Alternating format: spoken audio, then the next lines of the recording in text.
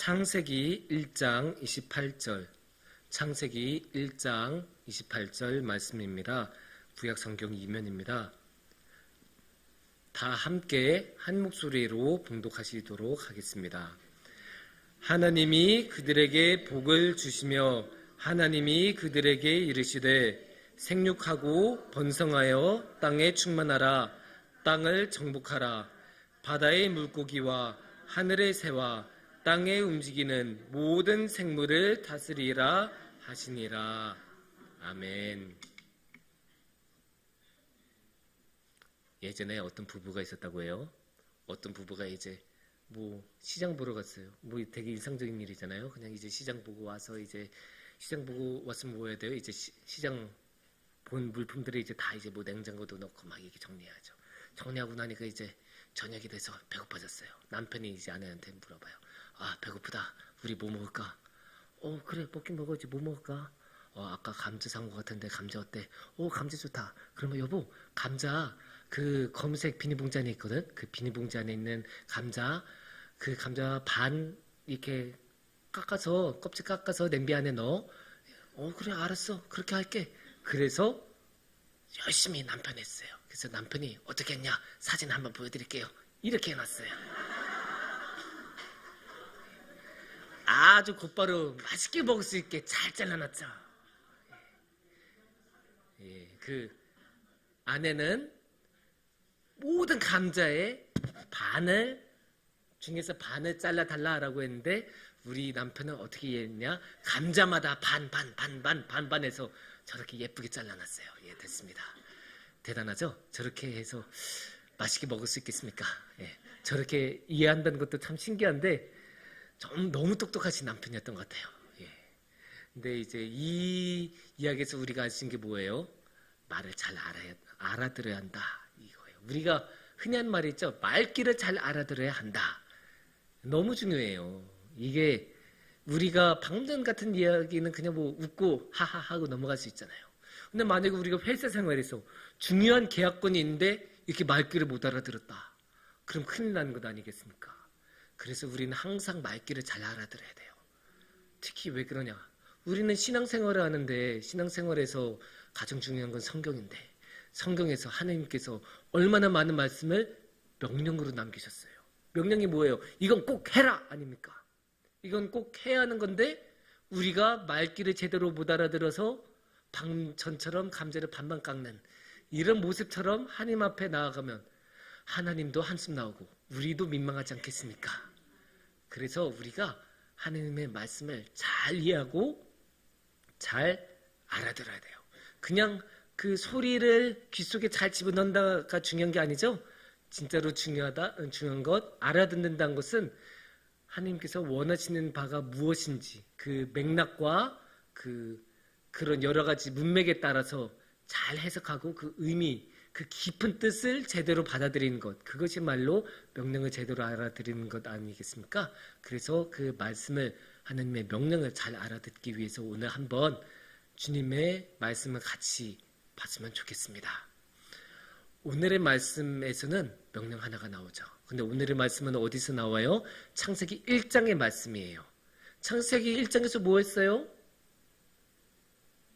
다들 아시죠? 뭐 했어요? 예, 천지창조. 이 세상을 다 만드셨죠. 하나님의 그 권능한 능력으로 세상을 딱 다 만드시고 이렇게 하시고 그 다음에 사람 앞에서 이렇게 하시는 말씀이에요. 그러면 세상 다 끝나자마자 사람 앞에 나타나서 이렇게 해라라고 하신 말씀, 그러니까 명령을 하신 셈인데 세상을 만들자마자 사람한테 하신 명령이니까 이게 뭐겠어요? 이게 첫 번째 명령이 되는 거예요. 그 이전에는 사람한테 명령한 게 안 나오잖아요. 이게 첫 번째 명령이에요. 그러면 이 첫 번째 명령이 어떻게 나온지 28절 말씀을 우리가 함께 보겠습니다. 하나님이 그들에게 복을 주시며 하나님이 그들에게 이르시되 생육하고 번성하여 땅에 충만하라. 땅을 정복하라. 바다의 물고기와 하늘의 새와 땅에 움직이는 모든 생물을 다스리라 하시니라. 아멘. 여기서 하나님께서 하라고 하신 게 무엇입니까? 하나님께서 하라고 하는 것, 번성하라 라고 하시고 땅에 충만하라, 땅을 정복하라, 모든 생물을 다스리라. 이렇게 보면 명령이 아주 간단해 보이죠. 그냥 나가서 총이든 칼이든 뭐든 가지고 나가서 다 정복하면 돼요. 근데 이게 정말로 하나님 뜻이 이거였을까? 한번 우리가 생각해 봐야 돼요. 그래서 그 생각을 우리가 정말로 자세하게 하려면 26절 말씀을 함께 보는 게 굉장히 도움이 됩니다. 하나님이 이르시되 우리의 형상을 따라 우리의 모양대로 우리가 사람을 만들고 그들로 바다의 물고기와 하늘의 새와 가축과 온 땅과 땅에 끼는 모든 것을 다스리게 하자 하시고, 여기서 26절의 후반부는 28절의 후반부하고 비슷하죠. 뭐라고 나와요? 그들로 바다의 물고기와 하늘의 새와 가축과 온 땅과 땅에 끼는 모든 것을 다스리게 하자. 이게 28절에 나온 뭐하고 비슷하냐? 다음 제목 보여주시면, 모든 생물을 다스리라. 이거 뭐 같은 뜻 아니에요? 결국 기어있는 거 뭐 나는 거 뭐 다 다스려라 라는 말은 결국 모든 생물을 다스리라 이 말이니까, 이거는 사실 실질적으로 똑같은 내용이에요. 그러면 26절에서 다른 건 뭐였죠? 26절에서 다른 건 우리의 형상을 따라 우리의 모양대로 우리가 사람을 만들고, 이게 26절에서 다른 거예요. 그러니까 하나님의 모습대로 우리 사람을 만드셨다는 거예요. 근데 이게 왜 특별할까? 이게 무슨 뜻일까? 이 뜻을 우리가 맥락과 상황에 따라서 좀 이해하려면 당시의 역사적인 맥락을 좀 알아야 돼요. 이 우리가 옛날이란 말조차도 민망할 정도로 너무 먼 옛날이잖아요. 이거는 이 옛날에는 어떻게 했냐? 어떻게 했냐기보다 오늘날의 세상하고 다른 게 많았어요. 오늘날에서 우리가 이게 땅을 보려면 어떻게 해요? 그냥 위성사진 쫙 한번 찍으면 되죠? 이 위성사진을 보는 게 얼마나 쉽냐? 우리가 그냥 이 핸드폰에서 구글 어스만 쳐도 이 위성사진을 다 봐요. 그래서 그 서울 땅이 이렇게 생겼고 옆에 있는 인천은 이렇게 생겼고 그런 거 다 이렇게 확인해 볼 수 있어요. 그런데 옛날에는 그런 게 없었잖아요. 옛날에는 뭐 위성은커녕 제대로 이렇게 막 측정 기술도 좋지 않았고 막 어려움이 많았어요. 그러면 그때는 어떤 어려움이 있었을까? 국경을 정하는 게 되게 어려웠어요. 그때도 나라하고 나라는 있었잖아요. 그래서 나라하고 나라는 있었는데 예루살렘 같은 도시는 상관이 없어요. 예루살렘이라는 도시는 다 이스라엘 사람들 살잖아요. 그러니까 여기는 이스라엘 땅인가 보다 하죠. 근데 이스라엘에 많은 게 뭐예요? 산지도 많고 사막도 많잖아요. 그러면 광야 같은 곳에 여기가 이스라엘 땅인지 아닌지 어떻게 합니까? 모를 거 아니에요. 우리도 그냥 그 호흡을판 자연에 있으면 이게 어느 나라 땅인지 사실 분간 못해요. 근데 그때 그래서 옛날에는 어떻게 했냐? 지금이야 뭐 국경선을 이제 위성사진 참고하면서 이렇게 딱 그으면 되는데 그때는 어떻게 했냐? 각 나라마다 왕이 있었을 거 아니에요? 그 왕을 닮은 조각상을 만들었다고 해요. 그래서 왕을 닮은 조각상을 어디다 둬요? 쭉 국경선에 놔요. 이쪽 동쪽 국경선에 하나 넣고 여기만 두면 되겠어요? 서쪽에도 하나 놔야죠. 서쪽에도 두고 북쪽에도 두고 남쪽에도 두고 그런 식으로 국경선에 조각상을 이렇게 딱 갖다 놨다고 해요. 그러니까 우리가 예를 들면 요셉이 나중에 어떻게 해요? 팔려가잖아요. 이제 형들한테 팔려가서 이제 이집트 땅으로 가는데 이게 노예로 팔려가다가 딱 가다가 만약에 여기에 딱 이렇게 하고 있는 이집트의 파라오상을 본다. 조각상을 딱 본다. 그러면 지나가면서 내가 정말로 이제 이집트에 왔구나. 이렇게 생각을 하겠죠. 그런 식으로 조각상이 기능을 했어요. 그러면 이 말씀을 다시 한번 우리가 26절 말씀에 대입해서 생각한다면 어떻게 되겠습니까? 하나님께서 자신의 모습을 따라 우리를 만드셨다는 것은 그러면 우리는 누구의 조각상이 되겠습니까? 하나님의 조각상이 되겠죠. 그래서 우리는 하나님의 조각상으로 기능하는 거예요. 그래서 우리는 하나님의 조각상으로 이 땅을 다스리고 어디까지? 이 땅의 끝까지 쭉쭉쭉쭉쭉 가는 거예요. 그러면 여기서 다시 생각해 봅시다. 28절에서 뭐라고 나왔어요? 28절에서 번성하라라고 하셨죠? 왜 번성해야 돼요? 조각상 하나만 가지고 있으면 이 서쪽 땅 끝 하나밖에 못 세우잖아요. 근데 조각상이 많으면 여기도 세우고 여기도 세우고 여기도 동쪽에도 남동쪽에도 뭐 다 세울 수 있을 거 아니에요. 그러니까 조각상이 많이 필요하니까 번성해야 되는 거예요. 그러면 정복하라라고 하셨는데 왜 정복하라라고 하셨을까? 2절을 우리가 한번 볼게요. 창세기 1장 2절 말씀을 보면 이렇게 나와요. 땅이 혼돈하고 공허하며. 땅이 혼돈하고 공허했대요. 하는 어려운 말로 하면 뭐예요? 영어로 하면 카오스. 막 뭐가 있을지 모르는 흑암과 어둠의 세력이 넘치는 그런 땅이었어요. 그때는 여기 보면 땅이 혼돈하다라고 나오잖아요. 그 위에 하나님께서 이제 세우신 건데, 나라를 세우시고 모든 것을 세우신 건데, 그러니까 이 땅이 혼돈하기 때문에 이 땅을 뭘로 만들어야 돼요? 하나님의 나라로 만들어야 돼요. 그래서 하나님의 나라로 만드는 방법, 가장 좋은 방법이 뭐예요?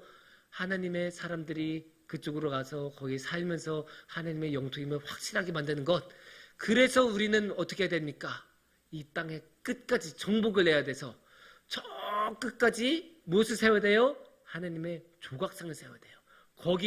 거기까지가 하나님의 나라니까 하나님께서는 온 세상의 끝까지 우리가 가서 마지막 땅의 마지막 조각까지 정복해서, 그래서 그곳을 무엇으로 만들고 싶었다고요? 하나님의 나라로 만들고 싶으셨어요.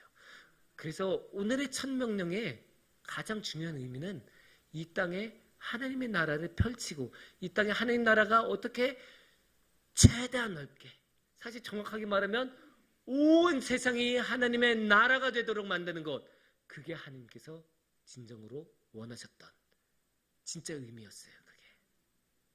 하지만 사람들이 따랐으니까 잘 안 따랐죠? 우리가 잘 알다시피 사람들은 아까 말씀드린 것처럼 말귀가 좀 어두워요. 말귀를 잘 못 알아듣는 것도 있고, 또 어떨 때는 알면서도 일부러 안 알아듣는 경우도 있죠. 왜냐? 자기 욕심 때문에. 그래서 정복하면 돼? 그래, 이거 하나님 뜻이니까 나 열심히 정복해야지 하고 정복해서 하나님께 드려야 되는데 안 드리고 어디로 가요? 자기 주머니로 가는 거죠. 누가 그랬어요? 사울 열심히 정복하고 나서 열심히 막 그 동물들 하나님께서 다 없애라고 했는데 남겼잖아요. 그거 저 제사물로 쓸 거예요. 하나님께서 그거 하지 말라고 했는데, 그러면 하나님께서 안 받으시면 그 제사물 어디로 가겠어요? 다 사울이 먹겠죠 이제. 아니면 또 어떤 이야기들이 있어요. 우리가 요즘 새벽 예배 때 계속 열왕기하 보는데, 열왕기에 나온 거의 모든 왕들이 이랬어요. 하나님께서 나라를 세우신 분명한 목적이 있는데, 하나님을 찬양하고 예배할 수 있도록 그 공동체를 지켜주는 그런 공동체로서 나라를 세우셨는데, 그거를 지키는 그러한 국가로 세우셨는데 그 역할 잘했습니까? 아니요, 못했어요.